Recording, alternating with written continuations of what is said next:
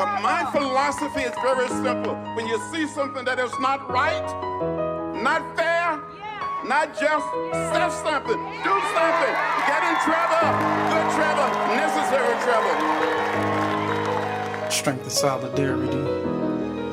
The strength and solidarity.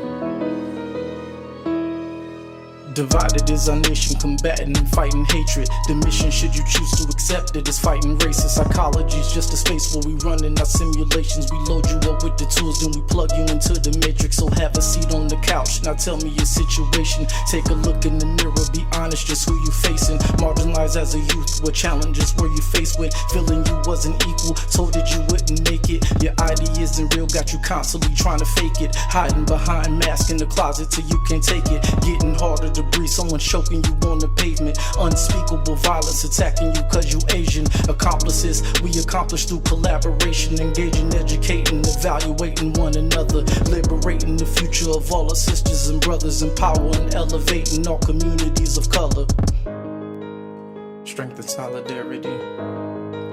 The strength and solidarity.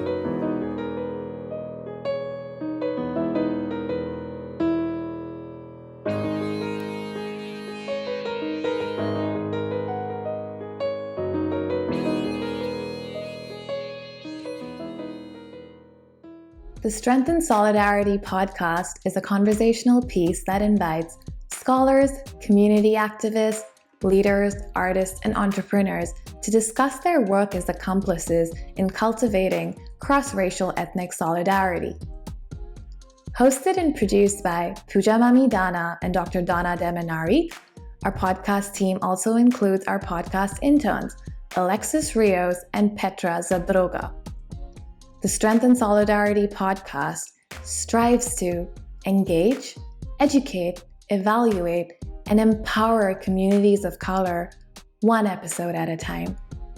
Our guest today features Dr. Joseph P. Gahn. Dr. Joseph P. Gahn is an international expert in the psychology and mental health of American Indians and other indigenous peoples. A professor at Harvard University, Dr. Gahn has collaborated with tribal communities for over 25 years to critique conventional mental health services and harness traditional culture and spirituality to advance indigenous well-being. He has published over 100 scientific articles and chapters and received recognition in his field through several fellowships and career awards, including a year-long residency at the Center for Advanced Study in the Behavioral Sciences at Stanford University. A graduate of Harvard College and the University of Illinois, Dr. Gahn also trained at Dartmouth College and McLean Hospital/Harvard Medical School. He is currently a fellow of the Association for Psychological Science and of 7 American Psychological Association divisions. An enrolled member at the Aini Gros-Ventre Tribal Nation of Montana, he also served briefly as the Chief Administrative Officer for the Fort Belknap Indian Reservation. In 2014, Gahn was awarded a Guggenheim Fellowship. In 2021, he received the APA Award for Distinguished Professional Contributions to Applied Research and was elected to the National Academy of Medicine. Dr. Gahn, thank you so much for agreeing to do this. I know we were going back and forth with the scheduling there, and I truly appreciate, your time and for sitting down with us and for sharing your experience and knowledge, your wisdom with us. And so I'm Donna Diminarig, and I'm going to have my co-host here introduce herself. I'm actually a visiting assistant professor at Wheaton College. And affiliated with AAPA, and I'm in the Presidential Task Force for Division 45, co-chair. Wonderful. Dr. Donna is also president-elect of the Vice President of the Asian American Psychology Association. That's how I know her. But my My name is Pooja. I am a licensed marriage and family therapist and also a third year PhD student at CSPP. But I've heard a lot about you from Dr. Donna, and then I met Dr. Helen. She's my mentor on Monday, and I was telling her that we're having you on the podcast. So I heard more from her about you, but I'm really excited to chat with you today. Thank you so much for being here. My pleasure. Good to meet you. Yeah, so we want to start off with, just for you to get a little bit about your background, your history, because we truly are excited and we really want to know who you are. Who is Dr. Joseph Gone? Well, I can tell you some things about me that would help to, I suppose, sketch in that portrait. I'm first and foremost, I guess, a husband and father. I've been married since 1998 to my spouse who we met as undergraduates. We have 3 kids, including twins who started college this fall. Professionally, I'm a clinical community psychologist who researches the intersection of culture, coloniality, and mental health among American Indian and other indigenous communities. I taught for 16 years at the University of Michigan. I teach currently at Harvard University. I'm an enrolled member of the Aani-Grovant Tribal Nation of Montana. We're on the Fort Belknap Reservation. I was born and reared in Montana, though not on the reservation. And I've traveled through academia for most of my career, so I spent lots of time at different universities, and that's in some ways where I live. And university life, of course, for faculty is in some ways a meta profession. We do lots of different kinds of things, which is what keeps it so interesting. So obviously I do research. I've published over 100 articles and chapters on the topics that I care about. I teach students, both graduate, undergraduate, as well as other trainees, postdoctoral, and so on. I'm an administrator. I'm the faculty director of the Harvard University Native American program. And we have the responsibility for supporting our over 300 Indigenous identified students here at Harvard, as well as programming and trying to cultivate intellectual interest and coordinate visibility of Indigenous people, perspectives, and voices on campus. Yeah, I'm really glad to hear that too. Actually, I met you through one of the conferences at APS. APS, interesting, but that's going to be a totally different conversation there. But one of the APS conference several years ago, and you had a talk on decoloniality, decolonizing mental health, and you really truly opened my eyes and piqued my interest. And we're really, Pooja and I were talking about, so what has been, especially for folks of color, communities of color, like their journey to becoming a psychologist, what has that been like for you? I recall vividly being a cadet at West Point, where I studied for 2 years, 3 summers, training to be an Army officer. I had enlisted in the Army when I was young, and in my enlistment, I was able to find a way to go to West Point to train to be an officer. And I took psychology classes there as part of that training, general psychology, abnormal psychology. I remember going home over the Christmas break, feeling a little bored, went to the public library looking for something to read, and plucked a novel off the shelf called The Chosen by a Jewish author named Chaim Potok. And in this novel, it's all about a traditional rabbi whose son falls in love with Freud by reading, Freudian writings on the sly in the local neighborhood library. And they're Hasidic Jews. So, Freud wasn't really where the action was for this community. But this son just fell in love with Freud and begged his father to let him go to college to study psychology. And the father said, as long as you come and be a rabbi and take over my place, that's okay. So he went to Columbia University, where Freud was never mentioned in the psychology department, where they ran rats through mazes. So what this really revealed to me was this aha moment where I could recognize that psychology is a really capacious discipline. You can talk about Freud, you can talk about Skinner, you can talk about brain science, you can talk about kind of the meaning of life and what it means to be a person and happiness and fulfillment. You can do, wet lab style research. You can offer therapy to people on the couch. So there's just lots of room to move. And for me, what I ultimately settled on as being super important for my career was that I had to be able to tack back and forth between ideas, which I think matter a lot and which I kind of love to play with, and applications, because there's a lot of suffering in my world, the world of my family, the world of peoples I care about. And obviously psychology and mental health is one domain tasked with trying to relieve some of that suffering.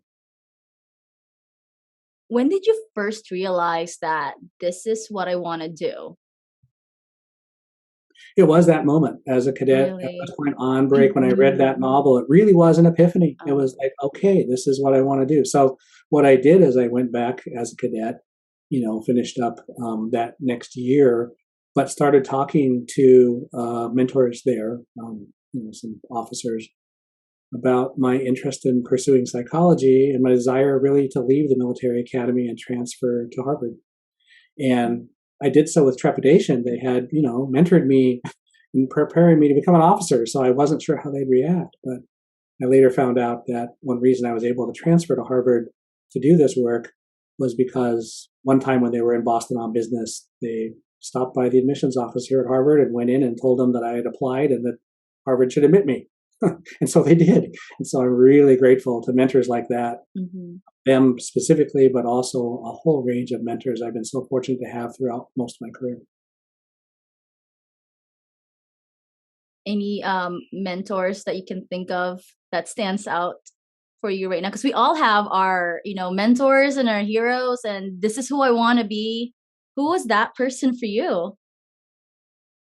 Well, the interests I had, of course, which were to bring whatever psychology and mental health professional training might offer Indigenous communities, meant that there was no one person who was doing that. I never worked with anyone who was attempting that exactly.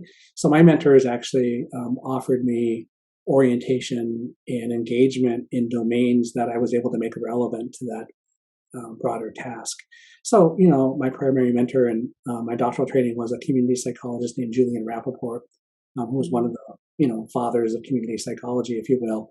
And, he supported me and encouraged me in ways that allowed me to, I think, carve out a pathway and a niche in the profession that, doesn't exist. There's no prior existing way to do what I do, and it was in part because of feeling somewhat emboldened, although not even realizing that it was bold at the time, by Julian.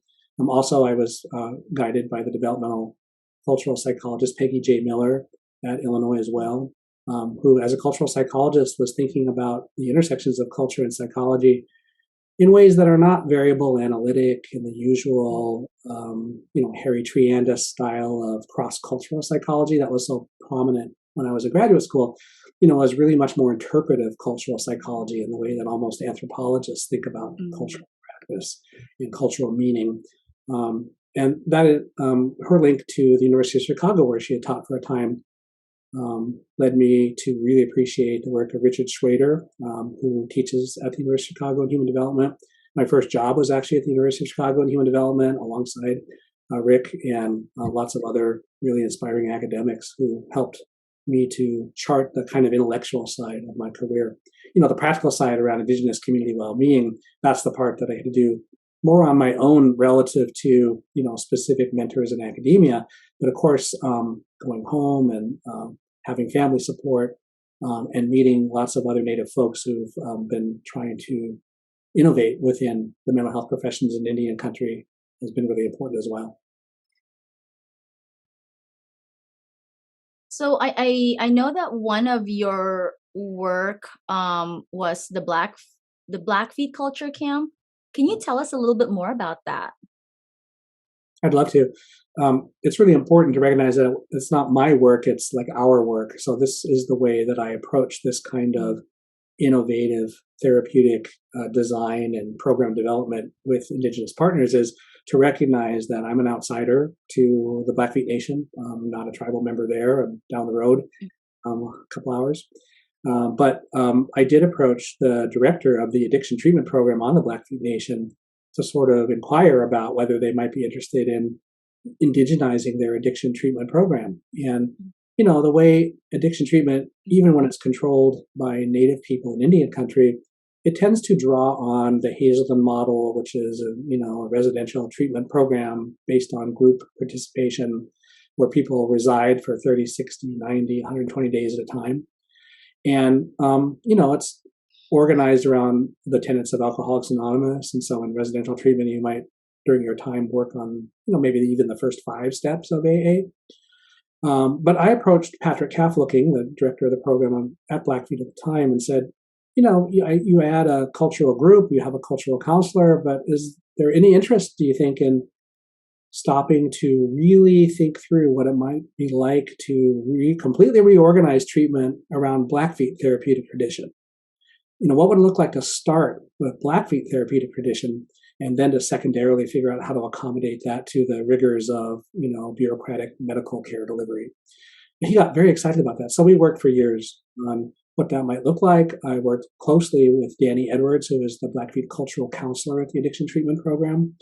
And he helped lead me and really instilled in us this interest in talking with ceremonial people, ritual people, religious leaders in the community, and ultimately ended up consulting with what's called the Blackfeet Crazy Dog Society, which is a group of traditionalists committed to, as they say, revitalizing the, quote, old Blackfeet religion, unquote. And they really helped come up with what this treatment could look like that would be based on Blackfeet therapy tradition. They came up with the Blackfeet Culture Camp. And essentially what the Blackfeet Culture Camp is this structured opportunity for addiction treatment clients to live something like their pre-reservation ancestors did. We set up a teepee camp. We participated in ceremonies and rituals. We harvested sacred plants. We visited sacred sites. And again, what's really important, I certainly didn't run this, and the accredited or licensed treatment staff didn't run this. The Crazy Dog Society members ran this for addiction treatment clients. Now, of course, the addiction program is responsible for the well-being of these folks. The counselors were on site. There's all that kind of thing that had to happen. But when we, mapped this out and conceived of it collectively, being led really by the Crazy Dog Society, we had no idea if this could be pulled off, if it could be organized, if it would be cool, if people would benefit from it.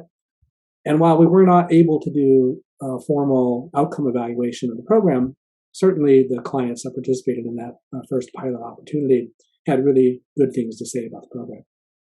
It was so important to the, I'm sorry. No, go ahead. And it was so important to the community that even though I was not able to be involved beyond that initial summer, they continued to offer and to innovate and revise the Blackfeet Culture Camp for subsequent summers to come with their own money, which, it's not like it's plentiful on the Blackfeet reservation. So it was a priority for them to carry it on. That's wonderful. I was just going to ask, how long has is the program still ongoing? I don't think it is still ongoing. I think Pat left the addiction program, and then there was turnover leadership, and maybe I can imagine the funding constraints would be an issue. That is always the issue in Indian country, and especially on the Northern Plains, where communities are often pretty impoverished and have a lot of trouble getting adequate resources to do things we might like to do. I'm just wondering, because it's almost like you want to continue on with the community work, especially if you're seeing, changes that are positive for folks.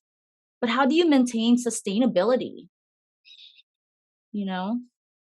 Like funding, definitely. Yeah, the problem with sustainability is very simple on one hand, which is that there have to be adequate resources made available for communities to invest in their own well-being. And I think there's more possibility in American Indian communities than there are in lots of other communities, because American Indian tribal governments, are in part funded by the federal government as part of its longstanding trust obligation and responsibility. And so there's some possibilities there that are a little more likely. And yet on the Northern Plains, especially, our tribal communities are so under-resourced. We were deliberately impoverished through dispossession and reservation containment and all of the rest. We suffer in a continual way to this day because of the structural inequities that were put in place as part of the U.S.'s colonial subjugation of our peoples. Are there inequalities, inequities in different tribes? Like, are more tribes getting more funding? Is that one of the issues too? A good indicator of which tribes receive more or less federal dollars has to do with the number of tribal members or tribal citizens that they have. Okay. So in some ways, it's in some funding or scenarios, it's kind of prorated. Larger tribes have an advantage in that sense, although they have maybe a larger population to serve as well. But some tribes are able to find business opportunities that pan out, and people are really familiar with casinos, for example. And lots of tribes run casinos. My tribe runs a casino. The Blackfeet Nation runs a casino. But those are not casinos that are especially profitable. To have a profitable casino, you need to be really close to a large urban non-native population. And so, there's maybe single-digit percentage of native casinos that have the opportunity to serve large non-native populations, and those communities can get a lot of resources to invest back in their communities as part of that business model. That's not the only business model. There are some tribes that have been effective at developing other kinds of businesses. But this is an important point, which is we often talk about mental health and well-being and the opportunity to try to help people who are suffering. Underneath it all is economy. It's about livelihoods and resources. And so I always say that no amount of mental health services or health services are going to solve the problems of Indian country. We, again, through the colonial encounter, were deliberately impoverished, deliberately contained, stripped of opportunity and access to all kinds of other advantages that Americans enjoy. And so until those structural inequities are remedied and we have access to the kind of resources and livelihoods that are important, we're always going to find suffering and doing the best that we can with what we have to address it. But even though mental health treatment or counseling can help people one by one, it's not going to resolve those structural inequities. And so in that sense, no amount of mental health services is going to solve the problems of Indian country. Yeah, in a way, it's very frustrating too. I'm so sorry, Pooja. Go ahead. No, I was just going to say it goes back to the institutional barriers that kind of exist in society based on colonialism and things like that. I didn't mean to cut you, Dr. Donna. You can ask what you wanted to ask. Oh, I have so much, Dr. Gon, to ask. I just want you to ooze your wisdom. And I'm also wondering if, in terms of, for future psychologists or grad students who are, slowly getting into their careers, do you have any advice or any thoughts for them on what they can do if they want to, if they're interested in studying Native, Indigenous mental health in psychology? I get a lot of inquiries from potential doctoral students who are thinking about psychology as a career path. And the advice I often give includes attention to a few different things. And the first is I'm trying to understand from them, what is it they want to do when they're done? Because sometimes you can have an idea about what psychology will prepare you to do, and actually it won't prepare you to do that. And if you haven't gone through it or you don't know about it, you can easily have a misunderstanding on that front. The second thing is if people are really interested in being therapists, then I raise the question of whether a master's degree isn't more preferable to getting a doctorate, because the doctorate is about pretty advanced training, especially a PhD is about research training, and most Indian psychologists, of which we maybe have between 400 and 500 in the country, are not interested in research and were trying to become researchers. And so, if you're trying to become a therapist, an MSW or an MA counseling works just fine. And so why go through the trouble of the long road and all the opportunity costs that come with PhD training if you don't need it? And then, of course, the third thing is to try to identify a program with faculty who can mentor you in the work you want to do. There's such an under resourced number of faculty with research interests and expertise in Indigenous community mental health. Yeah. There's not that many programs that you can really route someone who has that interest to and expect them to get kind of the mentorship that they need. There are a handful, but out of the couple hundred accredited psychology doctoral training programs. It's not very many. And so, that's the easy part, actually trying to route them a little bit to those programs. One other thing, too, of course, is the training model of the program. So, as you know, we have clinical science, scientist, practitioner, scholar models in psychology training, clinical psychology training in particular. And, the clinical science programs tend to be those that are, get high rankings in U.S. News, but they're only really existing to train researchers. And most Native people who want to go into psychology aren't doing it because they want to learn research, necessarily, not primarily. They want to help their communities and help Native people.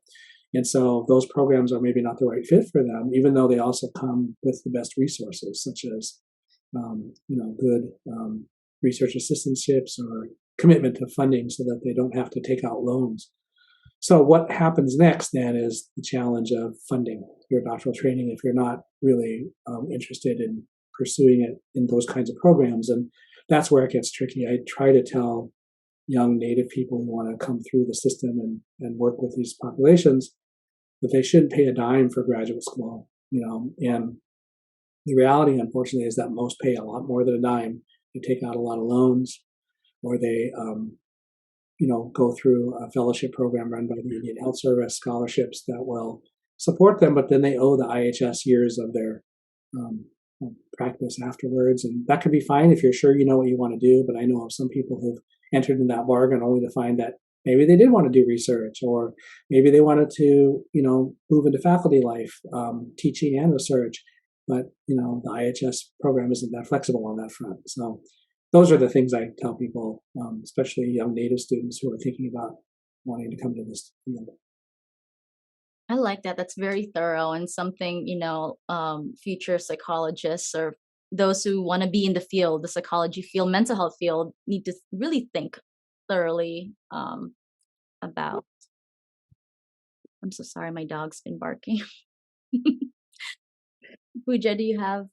I wanted to hear more about your experience as a chief officer working at the Fort Belknap Reservation, and if you could just share with our listeners also what was that like for you when you started off, and what are some ways that informed your work, through your collaboration at the at the reservation.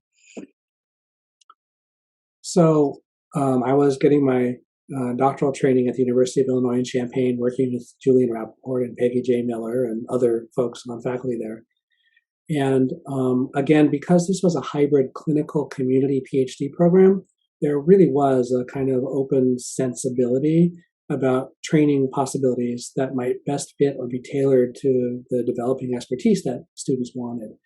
And so, of course, I was interested in cultivating expertise on reservation-based issues and matters. And so an opportunity arose where I could teach a class at my tribal college. Fort Belknap College is called then. Now it's called Aani Nakota Tribal College. And again, this is on the Fort Belknap Indian Reservation, north central Montana, where I'm a tribal member.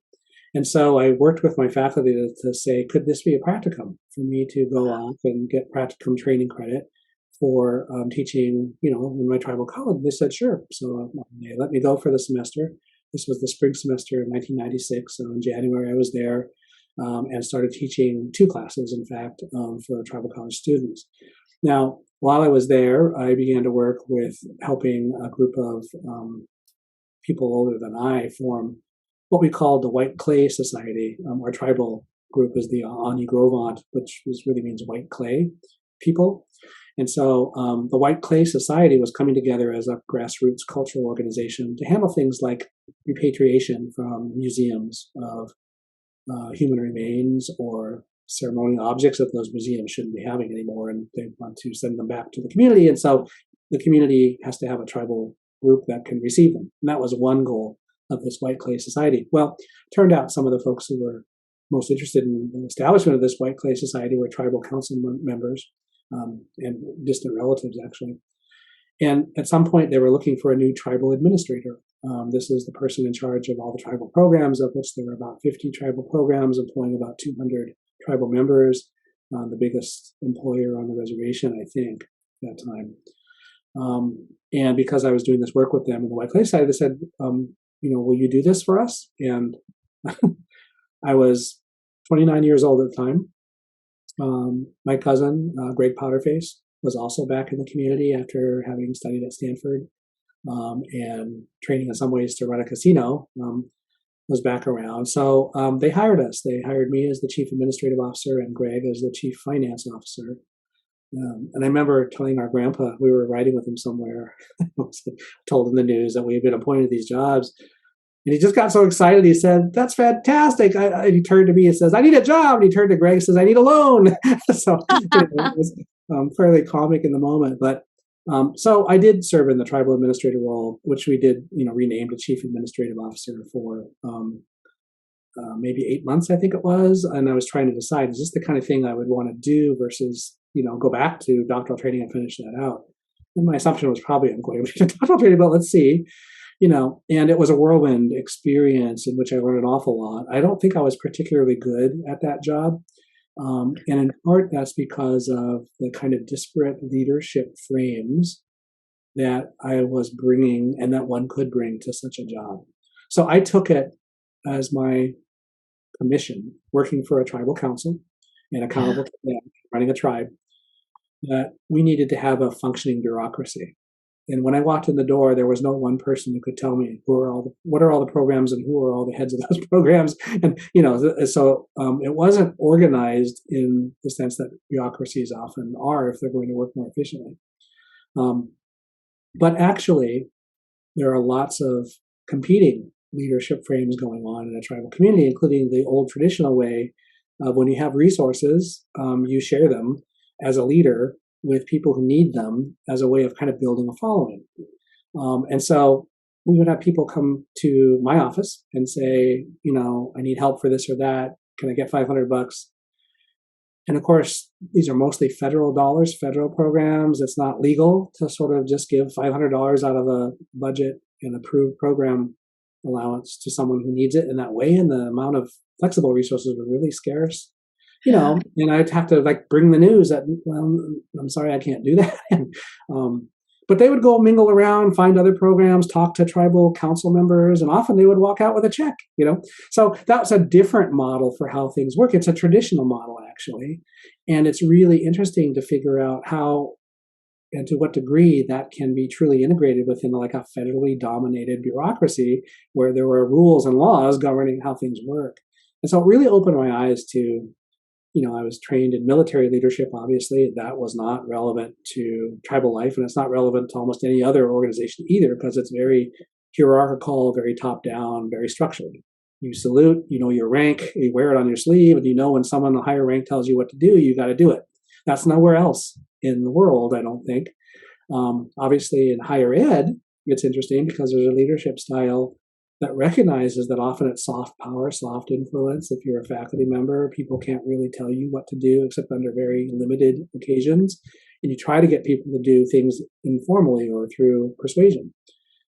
Tribal life, is even more that way because of traditional practices surrounding the protection of personal autonomy of individuals.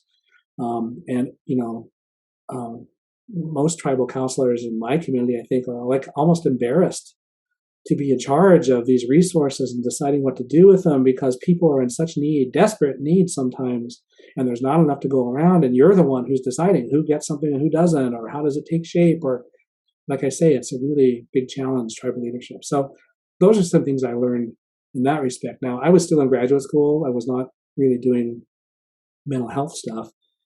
I did do some stuff for my tribe some years before. In the summer of '91, for example, I spent this summer, this was between my junior and senior year at Harvard, with our tribal college, and I organized our tribal archives, which were just, a depository for tribal records and all kinds of interesting stuff that was in there that, no one had ever cataloged anyway, so I cataloged.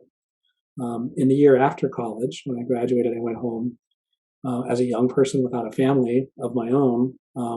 Jobs are really scarce, so there was never a full-time job that they were going to hire me to.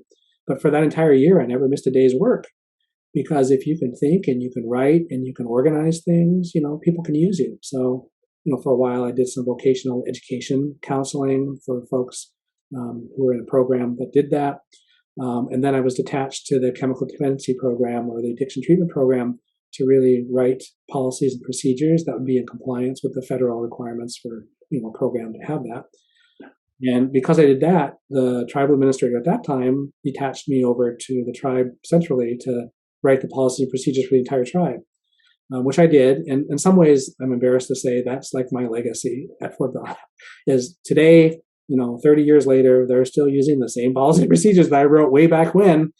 And it's a bureaucratic contribution, right? And but tribes do need those things, so it's not nothing, even as obviously it's sort of trivial on the scope and scale of transforming Indian life for the better. In all of these things, there wasn't really mental health and healing informing it too directly, other than maybe the addiction program. Although even that, policies and procedures are more about how you handle staff and administrative issues, although there were treatment planning concerns and what clients should experience while you're there. So a little bit of it. Yeah.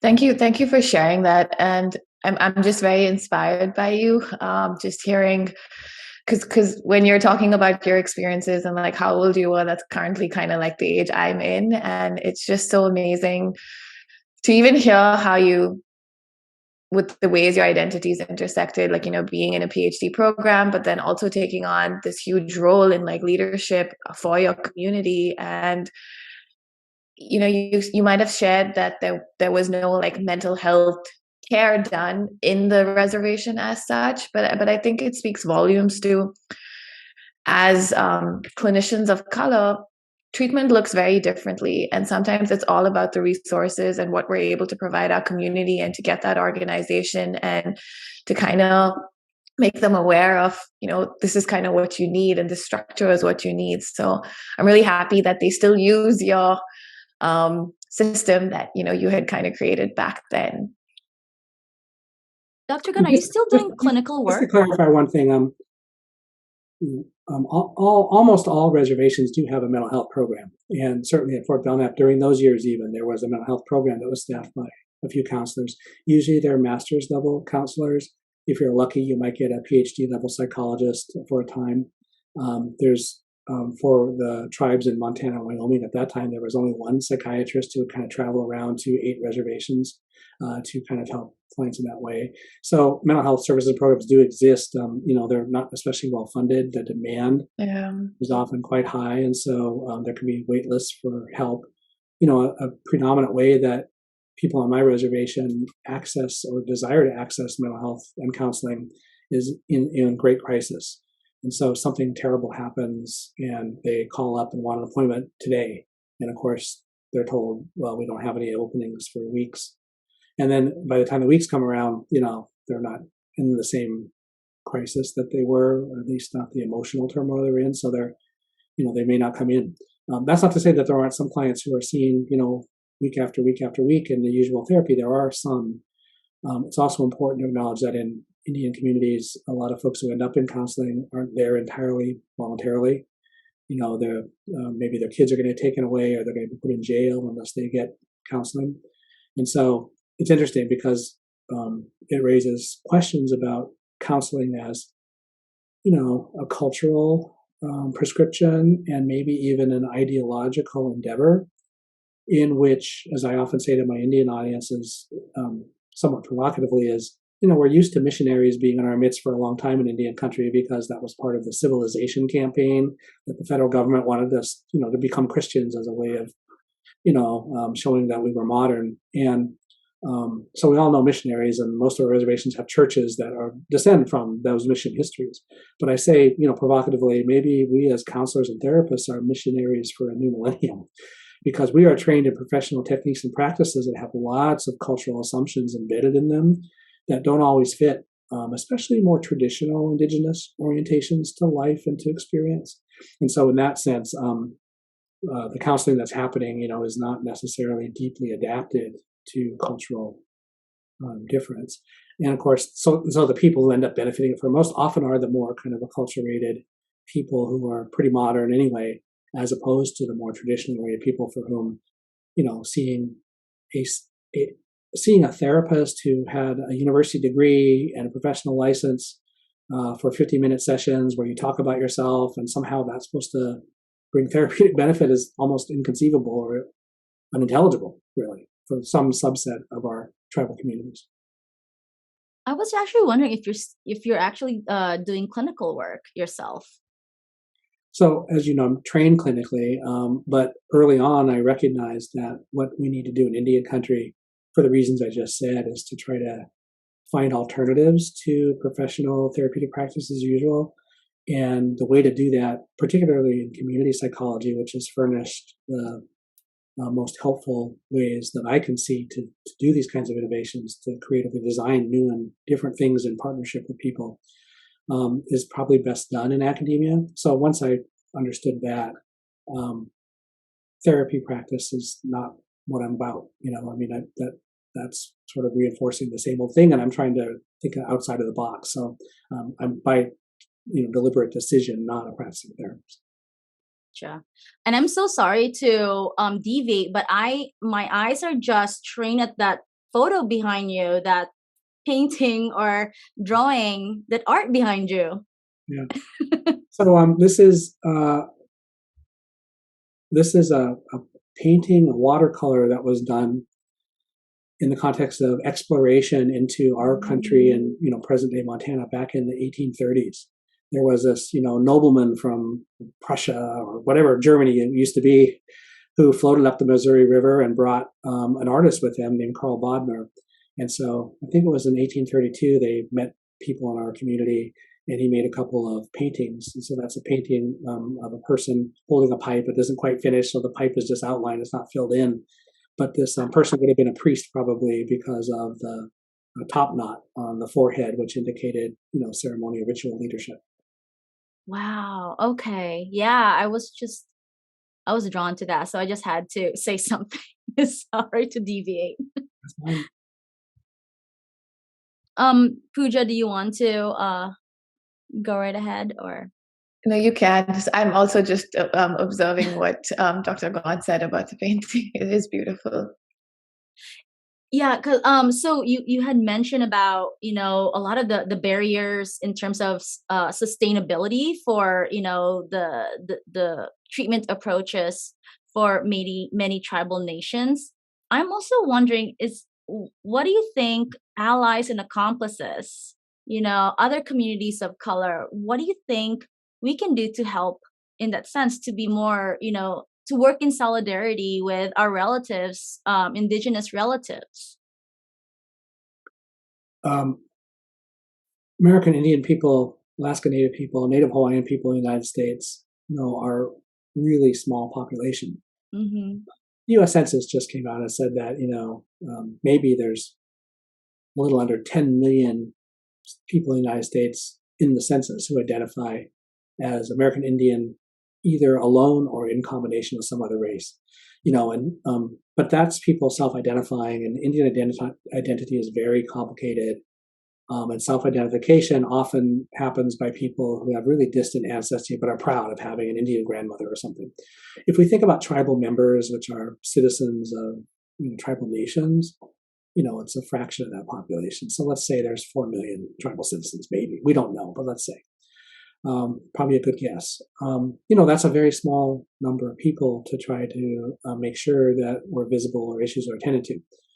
The operating dynamic for American Indian and Indigenous people in the United States has not been, race and racism as much as it's been colonialism, colonial subjugation. Now, race and racism are part and parcel of colonial subjugation, so they're related, of course. But when we talk about and frame our issues and concerns, it's often not directly or immediately with respect to race, but with respect to colonization. And colonization is first and foremost about land and about dispossession of our land that we lived in, territories in which we controlled, so that European settlers could make a home here in the present-day United States. And the key operating dynamic, as some scholars have said, with respect to settler colonialism, the kind of colonization that results in settlers making a new nation, a new identity, and staying put. They're not going home. There's no decolonization in that sense. The primary dynamic has been described as erasure. Because what settlers can't do and feel good about themselves is tell an honest account of their disposition historically. So rather than confront the reality is the injustice and the horror of violent, brutal dispossession, you have to basically erase all of that from the national narrative, which means erasing Indigenous people from modern life. So it's okay to think back to, oh, those wonderful people, they were amazing warriors, they were so close to nature. To have past representations of pre-colonial or pre-conquered Native people is something that you see, and that's why everywhere you go in the United States, Indians are present. It's street names, it's town names, it's landmark names, it's sports teams mascots, it's portrayals on consumer products, but they're all past representations of Native people. And what you can't have through this erasure is living contemporary Native people who have ideas and interests and values and ideas about how their life could be better. And so erasure is what we really contend with in this respect. And so what resistance to settler colonialism looks like is making sure that we are visible and we are heard and our voices and perspectives are known and our opportunity for self-determined futures is protected. And some of that's guaranteed in law, although law isn't always enforced. But what we need from allies, of course, then is support in countering this erasure, in making sure that our presence, our survivance, which is, a neologism coined by Ojibwe intellectual named Gerald Visner, it puts together two key words, survival and resistance. And that's how he accounts for the fact that Native peoples persist, despite when, the beginning of the 20th century, everyone understood that Native people were vanishing and would be extinct anytime. Everyone believed that. So, the fact that survivance has carried us forward to, a number in the millions today is quite remarkable. But most Americans don't know that. And most Americans have never met a Native or Indigenous person. And, our issues are not always attended to. So I think that's what we most need is especially attention to issues of erasure. So, often because our population is small, when people do research studies in psychology or the American Psychological Association is keeping track of members or anything like that, American Indians and Indigenous people are erased from the actual counts and frequencies and tallies because, we're too small, we're just lumped in with others. Well, that actually drives a lot of Native psychologists crazy because it reinforces, reinscribes the kind of erasure that's all part and parcel of the American colonial project. And so, that's one thing that allies could do. It seems like a simple thing, and hopefully it is a simple thing, but it matters in terms of this big colonial project and how we can persist and resist colonial erasure.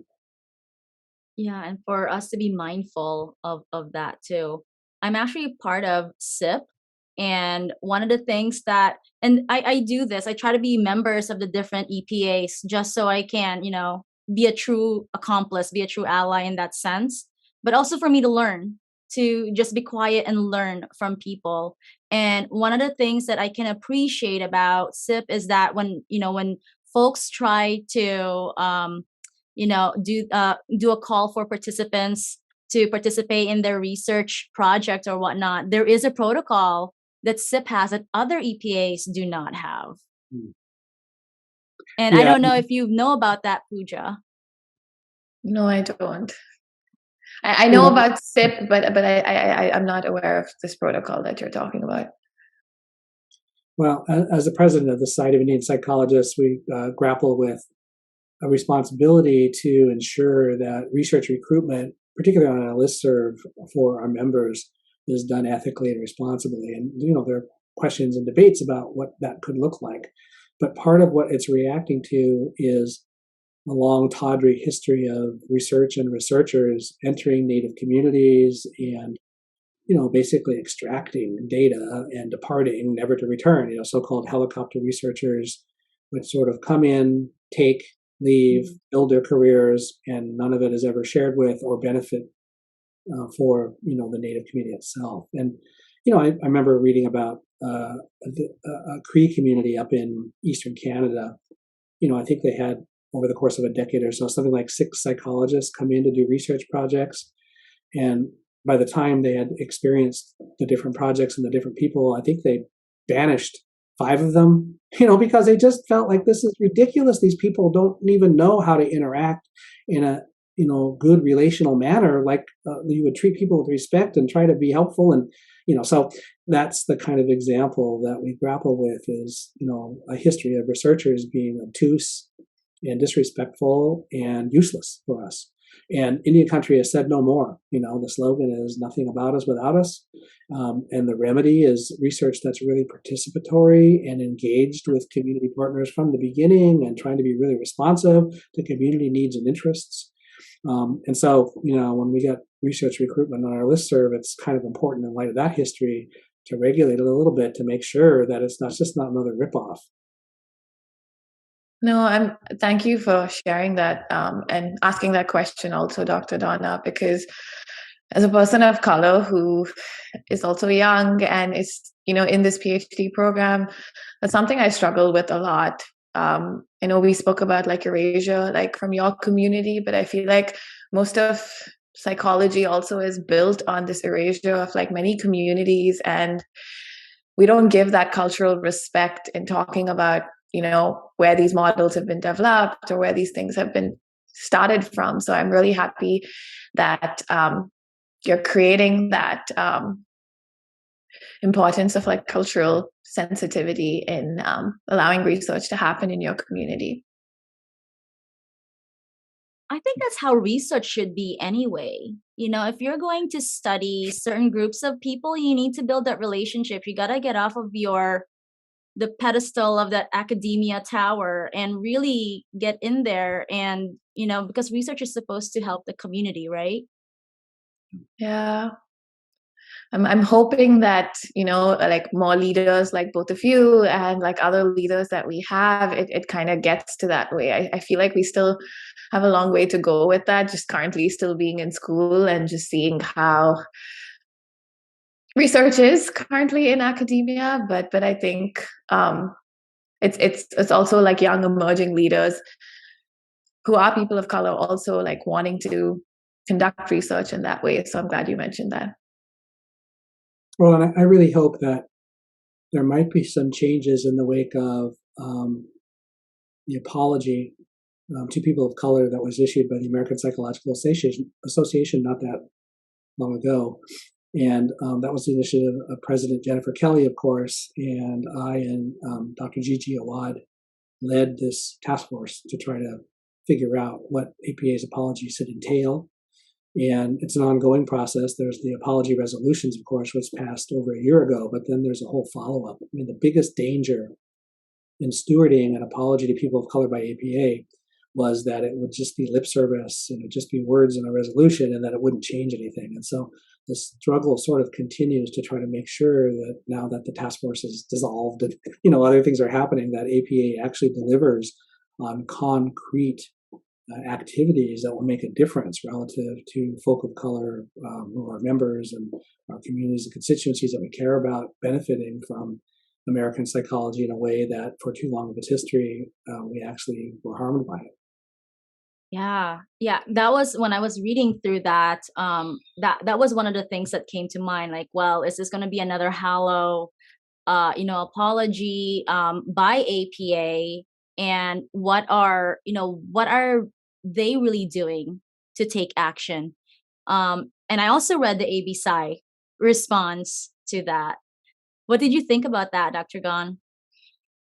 Well, that is that group's right, and I welcome any response that is so reasoned and thought through in the way that one was. I think that we're talking about opportunities for allyship and supporting each other's groups, but our histories are distinctive and our experiences of racism can differ. I just think that different perspectives and voices are welcome, and I totally understand why ABPSI would have rejected that apology, because I think they have good right to be suspicious of whether and when APA is going to truly do right. And that is a suspicion that those of us who were involved even in the task force shared. And as I say, that's why it's kind of it requires attention and vigilance to ensure that APA follows through and delivers in concrete, tangible ways on that apology. I don't know if you'll be able to answer this, but do you know when APA is an organization going to deliver those tangibles? Well, there's a whole process that APA is needed, and there's a report that talks about all the different domains and has recommendations about things that could happen. And I think that then it follows from there as to what particular concrete shape they take. So there is ongoing work definitely happening at APA around this. You know, the vigilance is required because until we see like an action that has happened. I mean, you know, so there's things that, you know, are simple things, I think, like they should make place at every APA convention for a panel, a symposium of EPA leaders, right? That's simple. Yeah. Just write it right into the structure. And I think, I'm told that they're doing that. That's an example of a concrete thing. Now, you need, you know, 50 of those, not one or two or three, but, you know, that's the kind of stuff where when you start to see those kinds of concrete issues, then you can start to have a little more hope and a little more faith that the past can be remedied to some degree around these issues. And then they acknowledge in the apology they can't possibly really remedy their complicity in eugenics and all the harm that's done, for example. But certainly they can take some actions today to make sure that minoritized psychologists are a lot more visible and a lot more responded to, et cetera. You know, a simple thing also, well, it's a little less simple, I think, actually, but it seems like it should be done is, get some of the journal articles. APA, publishes a whole bunch of journals. Get those journal articles that might be relevant for communities of color out from behind the paywall, and make sure that the American communities have access to that information. So there's a lot of things like that they can do and that we've recommended to them that they try to do, but it's a big bureaucracy and they have to work out among all kinds of parties and players how to make it happen. So lessen the gatekeeping and have better accessibility for a lot of folks. Better accessibility seems important. Yeah. By the way, I know we're sort of towards the end here. I really like that word survivance. What was the name of that person who coined the term again? Yeah, his name is Gerald Viziner. He's a member of the White Earth Anishinaabe or Ojibwe Nation in Minnesota. And he is, I think he's in his 80s now, so he's a retired academic. He's an intellectual. A literary guy who writes novels and does postmodern analyses. I think he actually got his start as a journalist in Minnesota. But anyway, a great thinker and someone who shaped Native and Indigenous studies and lots of other fields in little ways for a lot of his career. So survivance is this concept of his that some of us are interested in trying to figure out how we can make that more broadly disseminated in psychology and the health sciences. So we're working on that now. Okay. Yeah, I like that term. It's powerful. Survivance. Thank you so much. Yeah, thank you so much for your time. And I've been a little quiet because it's been so amazing just hearing you speak and just hear, and I feel like I'm looking forward to attending a conference by SIP. I have not been able to just go since COVID and things like that. And I really want to be able to come in person and just, be present and just learn. And this was such an honor to meet you here today. And I think I've learned a lot about Native American culture just from my spiritual teacher, because he talks a lot about the spirituality side of that, and lots of places I want to see in the US, unfortunately, which through colonization, we've not respected those beautiful sacred places that exist. So when I just heard you speak today, I'm still dealing with a lot of countertransference of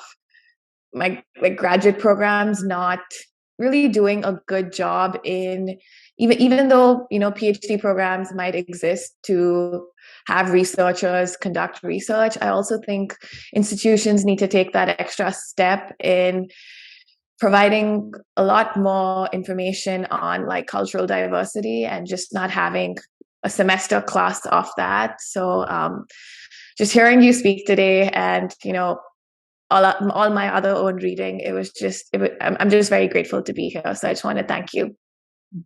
Thank you so much. And I will say that, the Society of Indian Psychologists annual convention is every June, the weekend after Father's Day. It's the same weekend every year, and anyone can come. And it's held at Utah State University in Logan, Utah. And there's a small registration fee, but that wouldn't stop you from coming. So you're welcome. We have been on hiatus for years because of COVID, but we intend to. I attended the virtual one this year. Oh yeah, great. That was very powerful, I have to say. Especially, listening to a lot of the presentations, and that was definitely powerful, and I learned a lot. Fantastic. Good to hear. Thanks, folks. Appreciate it. Yeah, thank you. Have a good one. Bye. Bye-bye. Bye. Thank you for tuning in to our podcast today. We hope you enjoyed the episode. For more information about today's guests and their social media links, you can click on the description links of the episode. Pooja Mami Dana and Dr. Donna Demanarig host this podcast. Our podcast team includes our podcast interns, Alexis Rios from the University of North Texas in Denton, Texas, and Petra Zadroga from Wheaton College in Norton, Massachusetts. We also want to acknowledge our production team, David DeVito and Rachel Sheffer. If you would like to know more about us or to watch video clips of this interview, then follow us on Instagram at APADiv45_Presidential Task Force, on Twitter at APADiv45_Coakley, or on YouTube and Facebook at Dr. Kevin Coakley, APA Division 45 Presidential Task Force. Strength and solidarity. The strength and solidarity.